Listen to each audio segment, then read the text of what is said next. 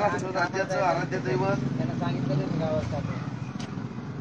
रयतेचे राजे छत्रपती शिवराय, आरक्षणाचे जनक छत्रपती राजर्षी शाहू महाराज, बहुजनांना शिक्षणाची द्वार खुली करणारे क्रांतीसूर्य महात्मा ज्योतिराव फुले, संविधानाच्या माध्यमातून या देशामधील कोट्यवधी लोकांना हक्क आणि अधिकाराची सनद बहाल करणारे महामानव डॉक्टर बाबासाहेब आंबेडकर, साहित्य रत्न अण्णाभाऊ साठे, राजमाता जिजाऊ, माता अहिल्या, माता सावित्री, माता रमाई, जगद्गुरु तुकोबाराय, संत कबीर, ऐश्वर्य संपन्न भगवान बाबा, वैराग्य मूर्ती वामन भाऊ, या सर्व विचारांना आपल्या सर्वांच्या वतीने विनम्रपणे अभिवादन करतो। आज महाराष्ट्रामध्ये मराठा समाजाला आरक्षण मिळावं म्हणून गेल्या 8 दिवसापासून अंतरवादी सराटे या ठिकाणी मनोज जरांगे पाटील दुसऱ्यांदा उपोषणाला बसलेले आहेत। आज 8वा दिवस आहे।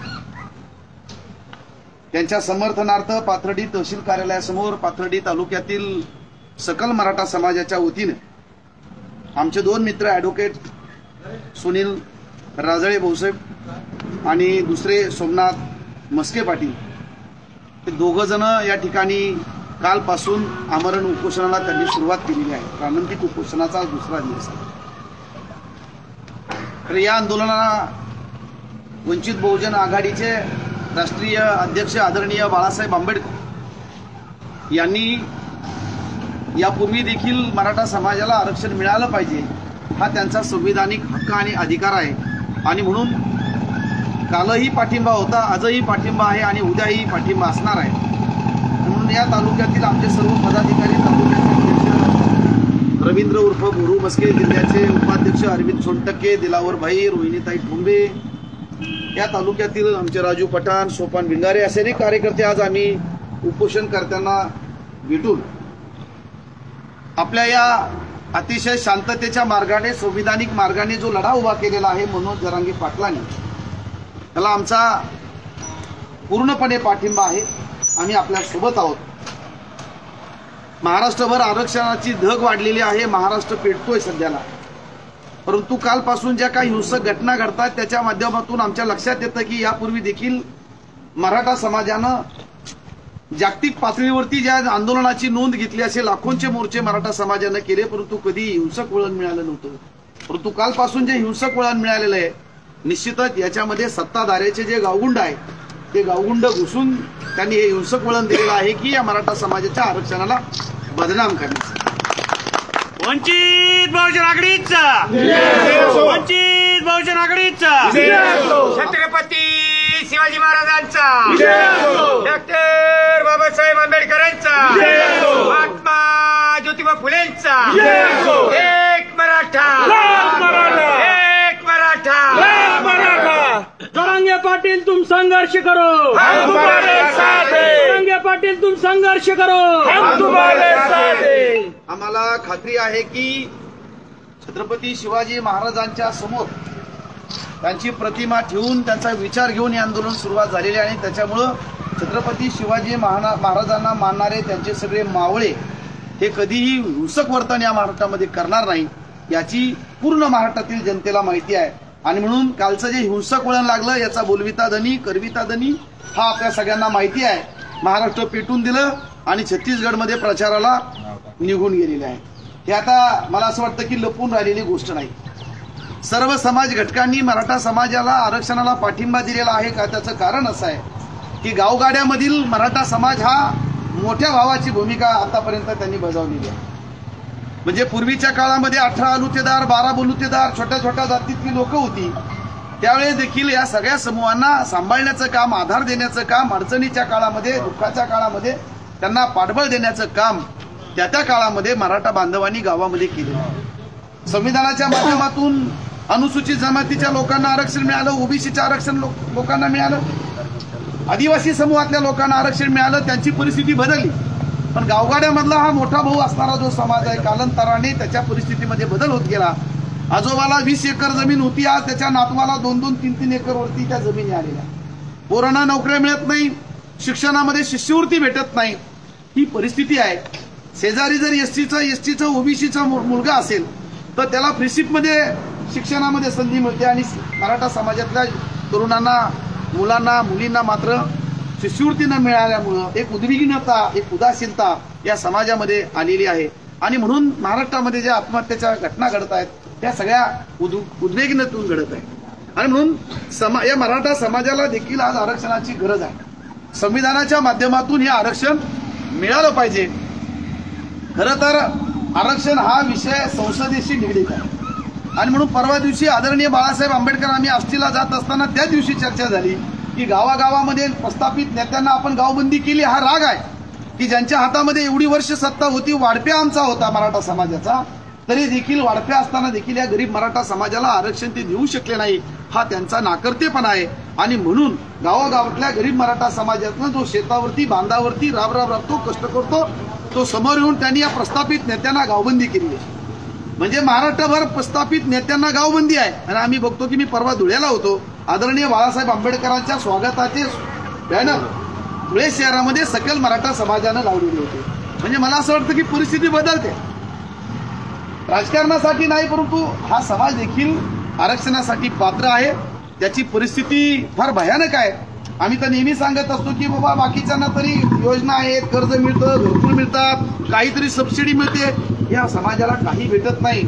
आणि म्हणून शेळीच्या शेपटासारखी अवस्था आहे. अब्रूही जागता येत नाही, माशीही मारता येत नाही, अशी आपल्या मराठा समाज बांधवांची परिस्थिती आहे. म्हणून आरक्षण मिळालं पाहिजे हा संसदेशी निगडीत विषय आहे. हा काही आमदाराच्या संबंधित किंवा गाव बंद केलं, 10 दिवस उपोषण केलं त्याच्याने हा प्रश्न मिटणार नाहीये, पण त्याची दाहकता वाढणार आहे, त्याची तीव्रता वाढणार आहे. पण हा विषय संसदेशी संबंधित आहे. आणि म्हणून आदरणीय बाळासाहेब आंबेडकरांनी काल पत्र दिलं जरांगे पाटलांना की संसदेमध्ये जे खासदार आहेत त्या खासदार जोपर्यंत संसदेमध्ये बोलत नाही तोपर्यंत आरक्षणाचा तिढा सुटणार नाही. आणि म्हणून इतर ठिकाणी आंदोलनं करण्यापेक्षा महाराष्ट्रामध्ये जे 48 खासदार आहे, भले ते कोणत्याही पक्षाचे असू, त्या खासदारांच्या दारासमोर जाऊन आपण बसलं पाहिजे, आंदोलन केलं पाहिजे. त्यांना घरातून बाहेर सुद्धा येऊ दिलं नाही पाहिजे. बाहेर गेलेले खासदार आत देखील नाही आले पाहिजे. म्हणजे काय होईल, नाक दाबलं की तोंड उघडत असतं, हा निसर्गाचा नियम आहे. खासदारांच्या दारामध्ये जाऊन आंदोलन करा, अशा पद्धतीची विनंती आदरणीय बाळासाहेब आंबेडकरांनी मनोज जरांगे पाटलांना केली. स्वतःच्या तब्येतीची काळजी घ्या. आम्ही सर्व छत्रपती शिवाजी महाराजांना आदर्श मानणारे आहोत. छत्रपती शिवाजी महाराज आमचे प्रेरणास्थान आहेत. आणि म्हणून त्यांनी आम्हाला लढायला शिकवलेला. इथले जेवढे महापुरुष होऊन गेले, भले महात्मा फुले असतील, बाबासाहेब असतील, राजर्षी शाहू महाराज असतील, छत्रपती शिवाजी महाराज असतील, यांनी आम्हाला लढायला शिकवलेलं आहे, रडायला शिकवलेलं नाही. आणि म्हणून स्वतःची काळजी घेऊन, जसं छत्रपती शिवाजी महाराजांच्या संदर्भामध्ये बोललं जायचं की लाख मेले तरी चालतील परंतु लाखाचा पोशिंदा जगला पाहिजे, अगदी तीच भूमिका जरांगे पाटलांच्या संदर्भामध्ये आहे. 75 वर्षाच्या काळामध्ये खऱ्या अर्थानं मराठाचं नेतृत्व उभं राहिलेलं आहे, निर्माण झालेलं आहे निस्वार्थी. आतापर्यंतचे नेतृत्व आम्ही मराठा समाजातले बघितले. सत्तेसाठी, खुर्च्यांसाठी हे सगळे सत्ता लुलूप नेतृत्व होतं. मनोज जरांगे पाटील हे कुठल्याही स्वार्थानं बरबटलेले नाही. त्यांचा हेतू एकच आहे की मराठा समाजाला आरक्षण मिळालं पाहिजे. आणि म्हणून मराठा समाजाला आरक्षण मिळत असताना आपली तब्येत, आपल्या सहकाऱ्यांची काळजी आपण घेतली पाहिजे. म्हणून स्वतःची काळजी घ्या. आदरणीय बाळासाहेब आंबेडकरांनी कालच त्यांना पत्र दिलेलं आहे. खरं म्हणजे संसदेचे मध्ये स्पष्टपणे बहुमत भाजपचं आहे.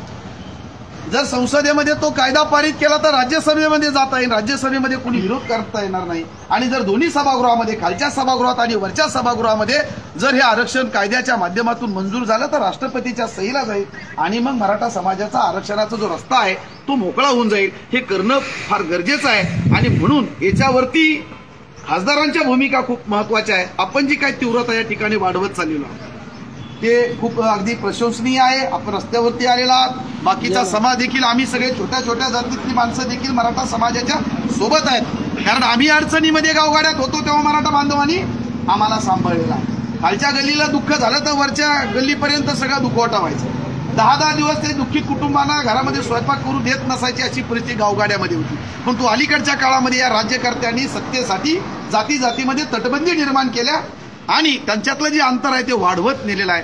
आणि म्हणून त्या काळामध्ये जर इथल्या छोट्या छोट्या जातीतल्या लोकांना 18 अलुतेदार असतील, 12 बलुतेदार असतील, यांना सांभाळ असेल तर निश्चितच आम्ही मान्य केलं पाहिजे की या मोठ्या भावाचे आमच्यावरती उपकार आहे. आणि आज मोठा भाऊ जर अडचणीमध्ये असेल गुरुशेठ आपण लहान भाऊ म्हणून आपली भूमिका आहे की त्या ऋणातनं उतराई होण्याची, आज त्यांच्यासोबत जायचं त्याच्यासाठी की एकेकाळी त्यांनी आपल्यावरती उपकार केलेले आहे. आपण सगळ्या बांधवांनी त्यांच्यासोबत पाठीशी राहिलं पाहिजे, या आंदोलनाला ताकद दिली पाहिजे.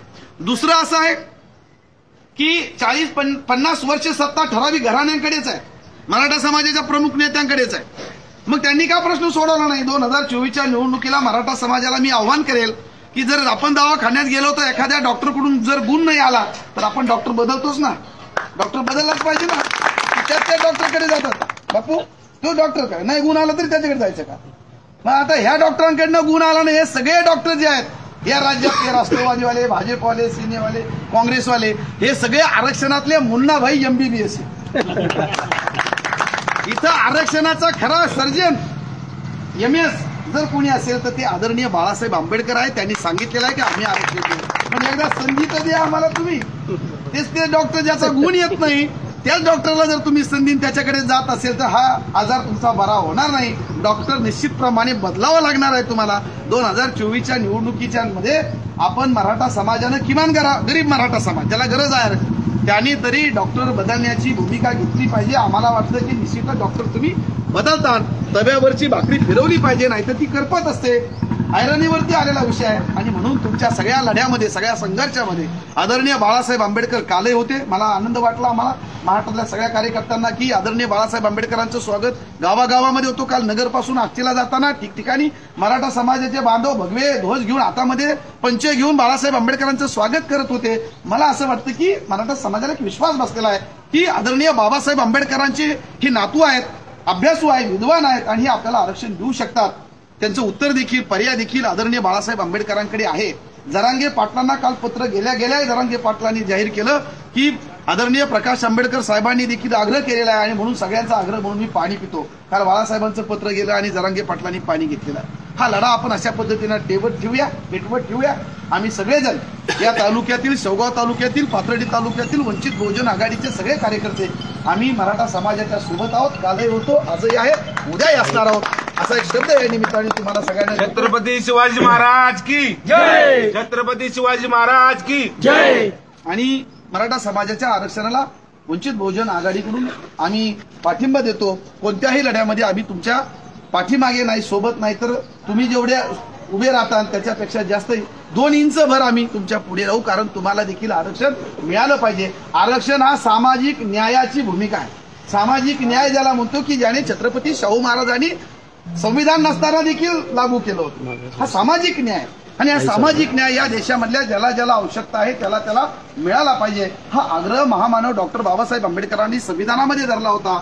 म्हणून त्यांनी कुणबींना आरक्षण दिलं. म्हणून तुकाराम महाराज एका ठिकाणी म्हणले, बरे झालो मी कुणबी झालो, जेव्हा ब्राह्मण झालो असतो तो दंभाने मिलो असतो. कुणबी हा शब्द त्या काळामध्ये आलेला आहे.